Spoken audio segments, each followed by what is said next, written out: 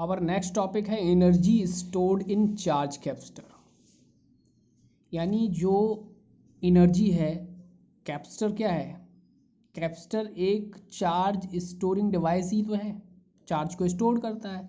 तो energy stored in charge capacitor, जो energy store करता है उस एनर्जी के लिए हमें एक फार्मूला अब यहाँ से फाइंड आउट करना है।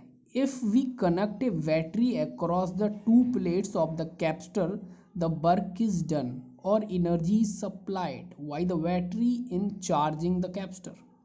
जब हम क्या करेंगे, बैटरी को कनेक्ट कर देते हैं टू प्लेट्स के बीच में कैपेसिटर की, तो वर्क इज डन, तो अब वर्क होता है, ठीक है, क्योंकि चार्ज वन प्लेस से दूसरी प्लेस पे फ्लो होने लगेगा, ठीक है। तो देखते हैं, note the work is stored in the capacitor in the form of electric potential energy. जो वर्क डन होता है स्टोर्ड कैपेसिटर में, वही क्या है हमारा, किसका फॉर्म है? इलेक्ट्रिक पोटेंशियल एनर्जी का, ठीक है। तो सपोज दैट यहाँ हमने एक कैपेसिटर लिया है, ठीक है, इस कैपेसिटर को, ये ए है, ठीक है, इस कैपेसिटर को हमने कनेक्ट कर दिया बैटरी से, ठीक है। यहाँ एक बैटरी लगा देंगे और इनके बीच सेपरेशन डी है, यहाँ इसे अर्थिंग कर देते हैं। तो ये सोर्स ऑफ एनर्जी है, ठीक है। अब देखते हैं, तो फार्मूला होता क्या है चार्ज का? Q equal C V, equation first हो गई।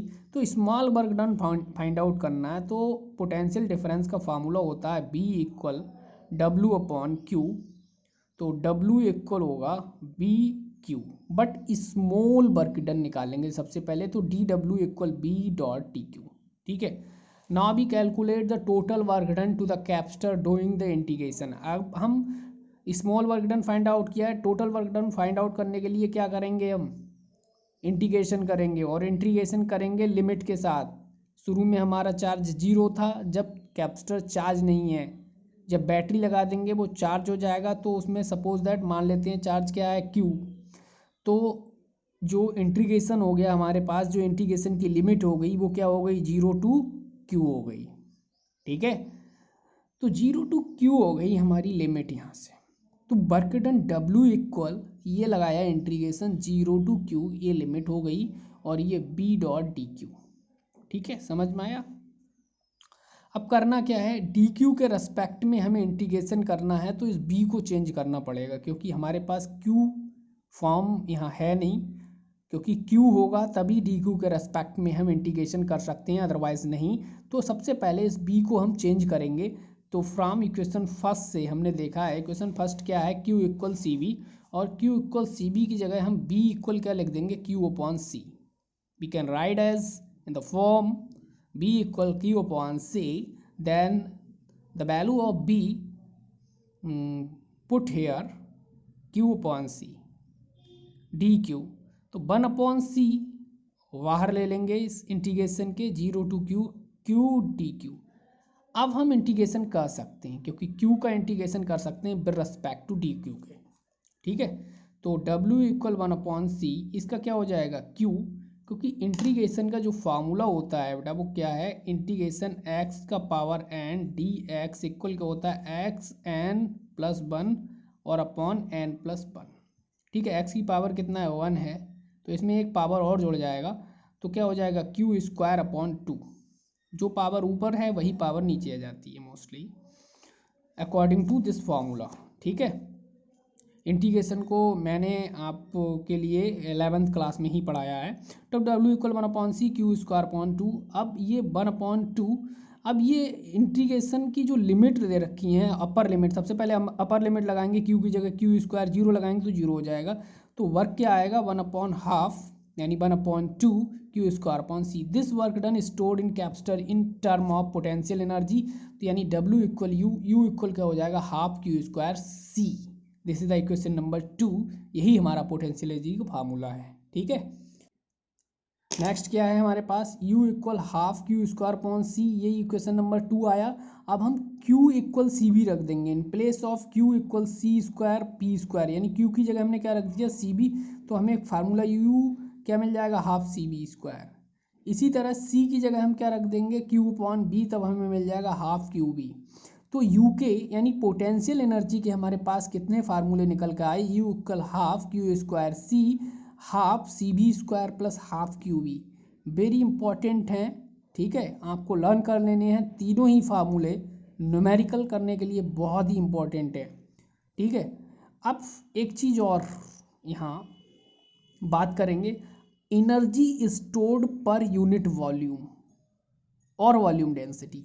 Energy stored per unit volume में कितनी होती है, ठीक है, यानी यू अपॉन बी की बात करेंगे हम। क्या करेंगे, जो हमने एनर्जी फाइंड आउट की है पोटेंशियल एनर्जी, तो energy per unit volume find out करना है। तो यू इक्वल कितना निकाला हमने, half C V square upon B. ये बी क्या है, यूनिट वॉल्यूम है, यानी वॉल्यूम है हमारे पास, ठीक है। तो हाफ सी बी स्क्वायर, और वॉल्यूम का फार्मूला क्या होता है, एरिया इंटू, ठीक है, कुछ भी लेकिन डी फॉर क्या है, डेप्थ कह दो, ठीक है, हाँ, यानी वैसे तो वॉल्यूम का फार्मूला होता है एल बी एच, ठीक है। तो एरिया इंटू डी, ठीक है। तो यहाँ हम पुट कर देंगे इसे, तो यू इक्वल हाफ, अब सी की जगह क्या पुट कर सकते हैं, सी की जगह पुट कर सकते हैं हम epsilon not A D. Already parallel plate capacitor के लिए हमने कैपेसिटेंस निकाला था, वो क्या निकाला था, सी। तो ये सी की वैल्यू हम कहाँ रख देंगे, यहाँ एप्सिलॉन नॉट ए डी। और ये क्या है हमारे पास, सी बी स्क्वायर बी है, ठीक है।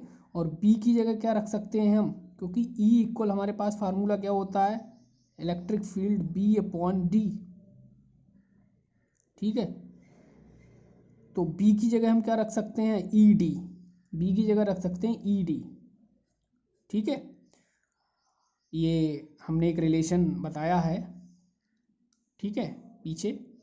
तो यहाँ से b इक्वल हो जाएगा ई डी। अब ये वैल्यू हम b की जगह पुट कर देंगे ई डी, सी की जगह वैल्यू पुट कर देंगे एप्सिलॉन नॉट ए डी, ठीक है।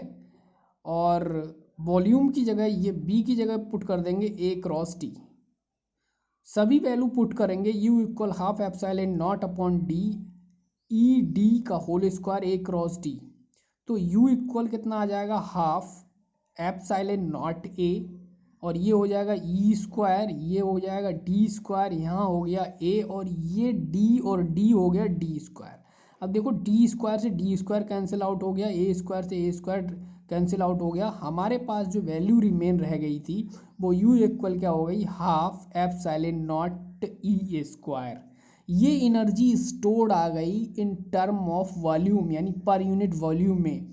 तो यू के कितने फार्मूले हो गए हमारे पास, ये जो फार्मूला आ गया हमारे पास, ये U equal half Q square C half C B square half Q B, ये तो यू आ गया। लेकिन energy stored per unit volume क्या आया हमारे पास, U equal half epsilon naught E square. ये भी इम्पॉर्टेंट है, ठीक है। अब नेक्स्ट हमारे पास ओनली एक टॉपिक इसमें बचा है आपके चैप्टर में, वन डे ग्राफ जनरेटर, ठीक है।